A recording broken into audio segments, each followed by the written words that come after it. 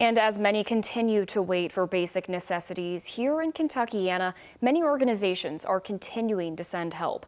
Over in Bullitt County, emergency services are hosting their own drive to gather supplies for those impacted by both Helene and Milton.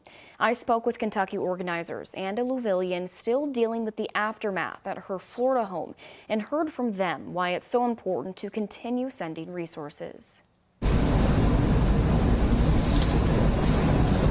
Hundreds of miles away, hurricane victims continue recovery efforts, picking up their lives after two hurricanes made landfall just days apart from one another. If this was our community and we was impacted that bad as Hurricane Helene, Hurricane Milton took place, we would be wanting help as well. Bullitt County Emergency Services knows the recovery efforts don't stop once the hurricane leaves land. First responders are holding a hurricane collection drive, doing their part even from states away. We are in the first responder emergency services business for a reason. Even though we are helping outside of our community, we still serve our community day in and day out. But let's take it to the next level. Let's try to help those that are still in need. Helping those like Louisville native Karen Cumbest, who has been cleaning up her home in Englewood, Florida since Hurricane Helene swept through, followed closely by Milton. We had 44.5 inches of water.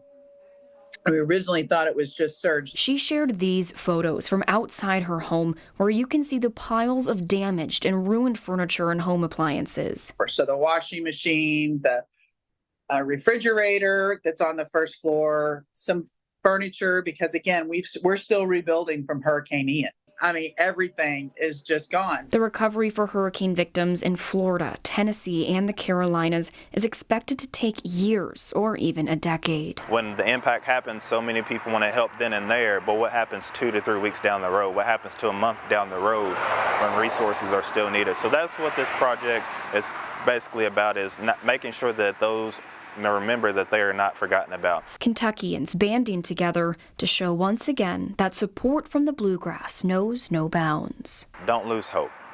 People out here are still remembering you. Bullitt County Emergency Services is collecting things like gas cans, hot hands, brooms, and flashlights. They'll be collecting donations through October 28th. If you'd like to donate, you can drop off your items at your local firehouse.